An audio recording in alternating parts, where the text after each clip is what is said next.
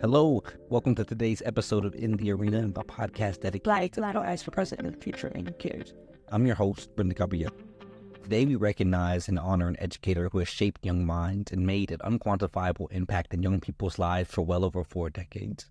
Afterward, we will explore why Texas is one of the nation's leaders regarding banning books at K-12 schools. This is episode 3 of In the Arena. Let's get it. Today's Teacher Spotlight features Miss Nelva Williamson. Miss Williamson is a 44-year veteran teacher based out of Houston, Texas, although she grew up in a small town near Cape Cod, Massachusetts. Her mother was a teacher for 52 years, and her father was a career military man. She is an alumnus of Texas A&M University with a Bachelor of Science in Education, Curriculum, and Instruction. Miss Williamson, an historian in her own right, actively contributes to the Zen Education Project and was a featured conference speaker at the 2024 South by Southwest Education Conference and Festival based out of Austin. She currently teaches AP U.S. History and AP World History. She is also a pilot teacher for the new AP African American Studies course. Nelva's love for history started early in her life, with her love for African American history being fostered by her parents' Southern roots and the stories her elders told during family reunions. Teaching authentic history has been the focus of her teaching career. She teaches the truth about the motherland, the African diaspora, and the impact of African Americans on the foundation of this country through the present day. I was not able to schedule an interview with Ms. Williamson, but I was able to read and listen to some of her interviews online. In this way, I learned about her career and her life in general. I also benefited from the reporting of other journalists. One interview was from the Prairie Public Newsroom and also published by NPR. The story was titled, "After 4 decades in the classroom, a Texas teacher is keeping history alive." The conversation was between her, the interviewer, and included her son. It was truly beautiful, and it was preserved at the American Folklife Center at the Library of Congress. I noted some of the highlights from the interview, and one of my favorites was her early passion for learning as well as teaching. Nelva's father actually called her a professor as a child, and to me, it just reflects how much she enjoyed being academically inclined. She was also eager to read really advanced books, especially the Lord of the Rings series, and she pushed through the elementary and middle school section books at her local library. She was inspired by the librarian's implication that the older books were beyond her grasp at her young age. At a young age, she took inspiration from Dr. Martin Luther King's assassination. She was 11 years old, and it deeply affected her. It inspired her to learn more about African American history, as well as just affirm her self-worth and the value of her own community. She wanted to contribute to the community by becoming a lawyer, but first she wanted to teach for 7 years before going into law school. And in this process, she discovered her true passion for teaching, for learning, for inspiring her students. So she decided to stay in the classroom. And one of the stories that she recalls is a 6th grade student noticing that she was reading a law book and, of course, inquired why her teacher was reading a law book. And so Ms. Williamson, of course, explained. And then the student replied that they thought that Ms. Williamson would be a better teacher than a lawyer. And the beautiful, funny aspect of the story is that the same student years later became a lawyer. And of course, Ms. Williamson found a lot of joy in realizing how she had influenced that student's life trajectory and career path. Speaking of career path, she chose to become a history teacher from my perspective because she realized the importance of understanding her own history and of knowing how it can empower your own self-worth. And so she dedicated herself to teaching the untaught history that often happens in Texas schools. And so teaching those topics that are often overlooked, such as the connection between Juneteenth and Houston, have been very important to her. And she's found a lot of joy as well as disappointment in how students express surprise about not having been taught certain parts of history before. And the teaching of history for her is akin to her grandmother's quilting. It is a piecing together of scraps of history into a meaningful and a complete picture for herself as well as for students. And so as an aspiring teacher, someone who hasn't really dedicated themselves to a specific topic, what stuck out to me was Miss Williamson's recollection of her personal history and how she attributes early memories as driving forces for her education and career. This reminds me of how important it is to have a why it is you do what you do, why it is that you wake up, why it is that you approach the work the way that you do, and the way that you interact with students. I think all of that is rooted in your purpose. So All that to say, there is so much power in remembering your past and honoring the work of others that came before you by continuing to push the work forward. Because I don't think you can teach for as long as Miss Williamson has without having that purpose connected to a vision that is connected to the past and the present, and for the sake of improving whatever future is possible for us. And so, at the heart of every great teacher, there is that desire to continue to uplift and inspire students, and Miss Williamson, for me, embodies that perfectly. Her unwavering commitment to education, her students, her community continues to shape future generations. Teachers like Miss Williamson remind us of the incredible impact educators can have and have had, not just on academic success, but on the lives of every student they are lucky enough to teach. Splice Originals.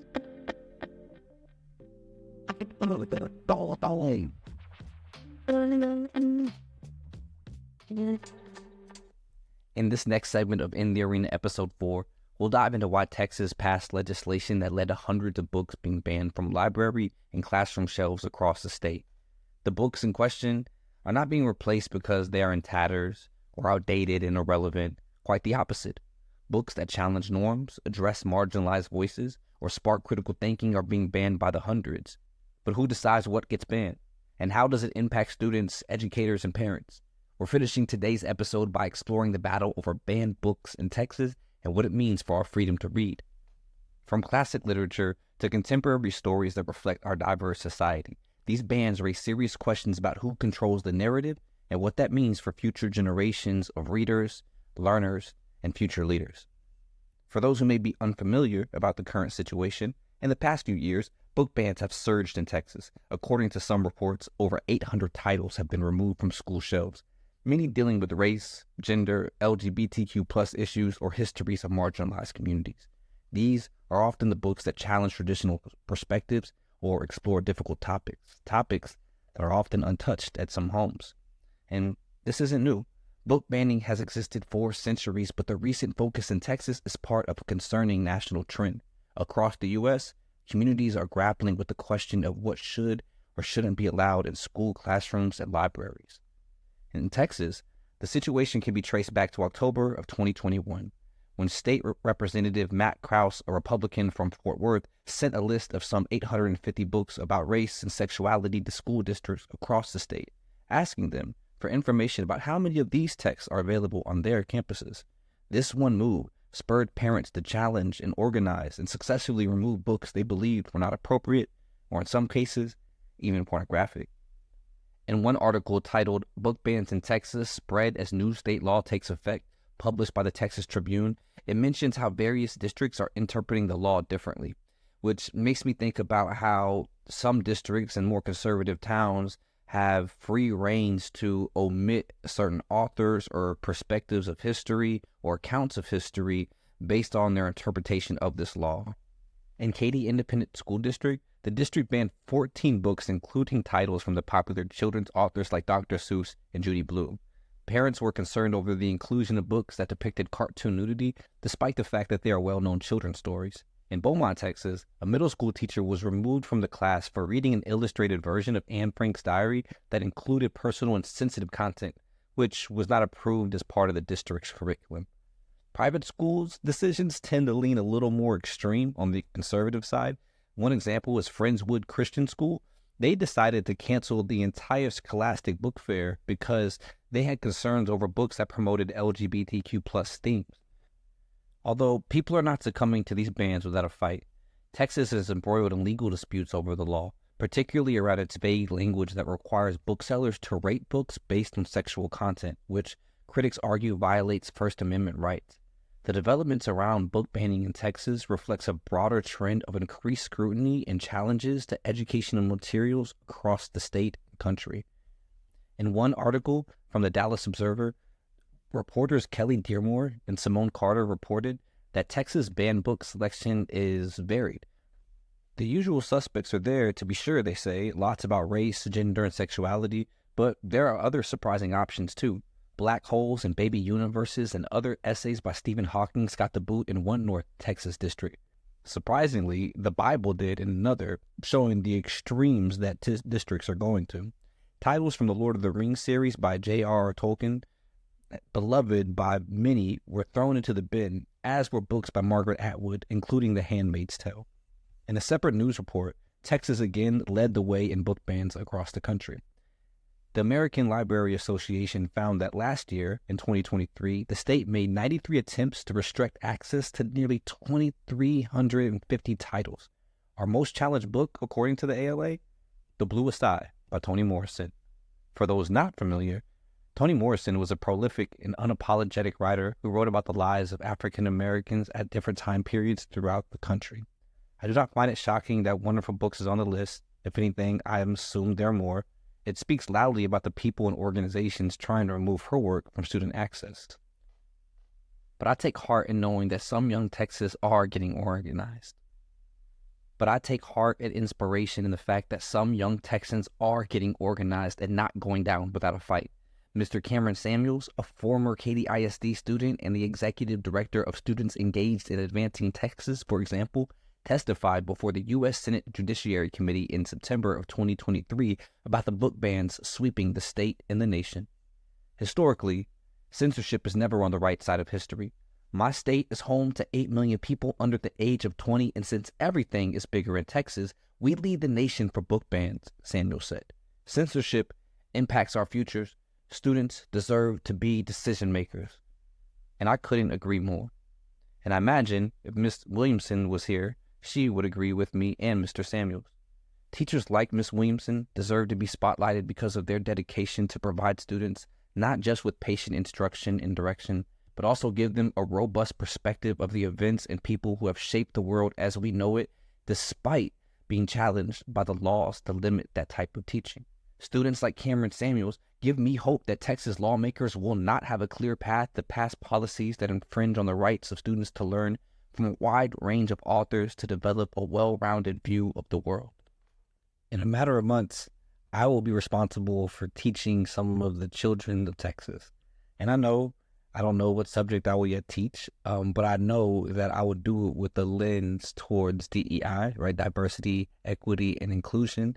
I will not shriek away from difficult conversations or touch on topics that are especially pertinent to the demographic of students that I'm teaching. And so while I think every student should learn from a objective teacher, in the school of thought from Howard Zinn, a notable historian from Boston, he says that there is no true objectivity in history because people cannot separate themselves from their social ranks and their personal identities, which are associated with our cultural histories. So I embrace the responsibility of informing children with facts and letting them come to conclusions on their own, because I have no political agenda to push. My only objective is to be a part of the village that is raising them with a sense of humanitarianism, a sense of integrity, a sense of drive and purpose, and allowing them to, not even allowing them, but watching them pick and choose which lessons and values to apply to their lives. And so I am eager to get started into this great game of education. And before we end today's episode, I do want to bring it back to our teacher spotlight. I chose the spotlight and our topic on purpose. I think Miss Nelva Williamson is a great example of someone who speaks truth to power. Here is an excerpt from an interview that she did with Teaching for Black Lives, a campaign that provides teachers with supports and resources and encourages young people to learn about systematic racism and how to organize for justice. The interviewer asked Ms. Williamson, will the laws impact your classroom? Why or why not? And her reply is as follows. I could speak mostly about Texas, although in reading the bill, both the House bill and the revised Senate bill, which has yet to be voted on by the House because the Texas House left the state, I can tell you that the language is basically the same in each of these states where this legislation is being pushed forward. So for me, it's not as if our own Texas legislator came up with this wording, came up with this idea. It's coming from an outside source, and it's coming from an outside source that probably has a lot of money to push these things forward. They believe that they are conservatives who are protecting what they call patriotism, which really riles me up because my father served in the Korean War and the Vietnam War, and you cannot tell me that my father was not a patriot. But they're coming from a perspective that patriots look a certain way, and they don't look like my dad. They are white. They want all their children to not know the achievements, accomplishments, and contributions of all people who have lived in this country. It's as if they want to erase any race except those white Europeans who came over, because we know that they were not the original people here. In Texas, Governor Abbott has also signed an executive order, something that he calls Project 1836. 1836 was the year of the Texas Revolution, when the Anglos who had migrated into Texas, or Tejas, had taken over the land from the Mexican government. So he wants to center Texas history on 1836, negating the fact that this was native land, that it was also owned by Spain, it was owned by France and Mexico, just centering it on 1836. The Texas legislature has not quite been able to pass this bill into law yet, but because the Democrats are a minority in the Texas House and Senate, I just have a feeling that it is going to be passed into law once there is a quorum. And the governor is just waiting with bated breath to sign it, as if he's doing something awesome and wonderful, but what he's doing is cheating the school children of Texas of really, truly knowing the history of this country, because it takes all of us together in order to be able to make this country what it is today. To finish today's episode, I thought it would be fitting to read an excerpt from one of the most banned books in Texas.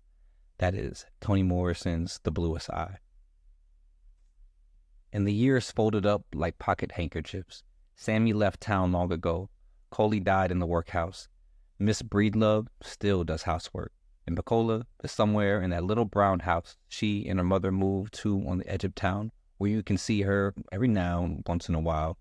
The bird-like gestures are worn away to a mere picking and plucking her way between the tire rims and the sunflowers, between Coke bottles and milkweed, among all the waste and beauty of the world, which is what she herself was.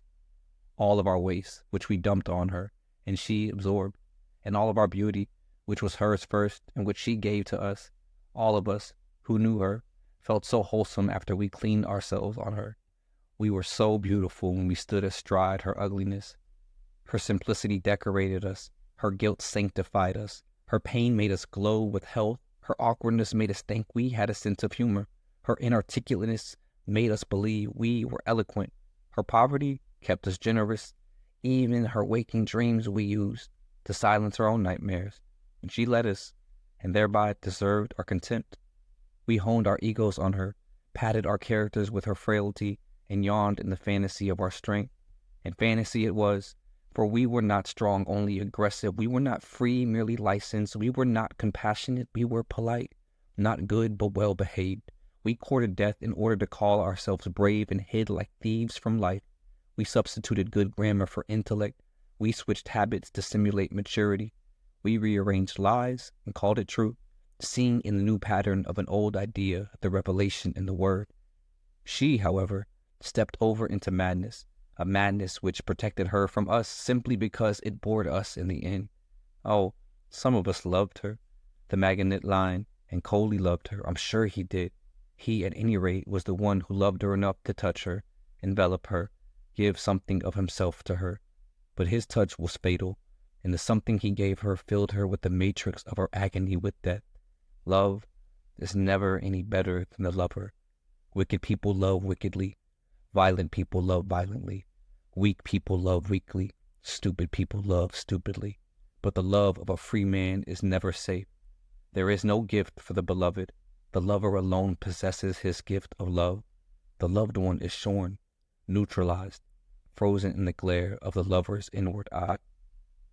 This is Brentley Gabriello within the Arena. That's it for episode 3. Join me next week for episode 4, where we are going to spotlight another fantastic teacher and deep dive into the somewhat new dynamic in teachers' lives, the teacher incentive allotment, the Texas program designed to monetarily reward teachers based on student growth, on state testing, and other classroom metrics.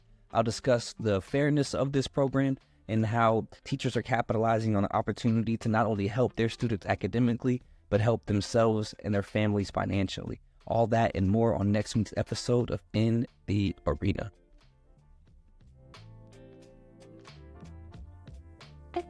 Thank